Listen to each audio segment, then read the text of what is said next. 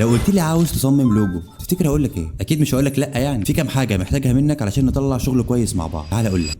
هحتاج منك بريف مفصل عن المشروع اللي هنصمم له اللوجو، موضح فيه اسمه، مجال البراند، المنافسين اللي معاك في السوق، رؤيه البراند، الهدف اللي بتشتغل عليه، والرساله اللي حابب توصلها. دوري انا كمصمم هنفذ لك لوجو احترافي زي اللوجوهات دي كده. ده بيتم عن طريق خطوات مهمه واساسيه لاي ديزاينر محترف. مرحله التغذيه البصريه، والفيديو ده هتلاقي شرح مفصل ازاي بعمل تغذيه بصريه. مرحله السكتش، برسم الافكار اللي نورت في دماغي وبشوف اكتر فكره كرييتيف وبنفذها. تواصل، بتابع وبكون معاك خطوه بخطوه وبعرض عليك الافكار اللي طلعتها ونتناقش ونشوف لو في اي تعديل. مرحله التنفيذ، طبق السكتش مع مراعاه ومبادئ التصميم وبختار الوان مناسبه لمجالك. بعد ما بخلص بقدم لك برزنتيشن فيها كل تفاصيل اللوجو، من اول الفكره لشكل الفونت لاختيار الالوان لازاي هتستخدم اللوجو. اخر مرحله وهي التسليم، بسلمك اللوجو بجميع الصيغ اللي ممكن تحتاجها، وبضيف كل صيغه في فولدر وبرفعهم على درايف، وببعت لك لينك فيه المشروع بالكامل.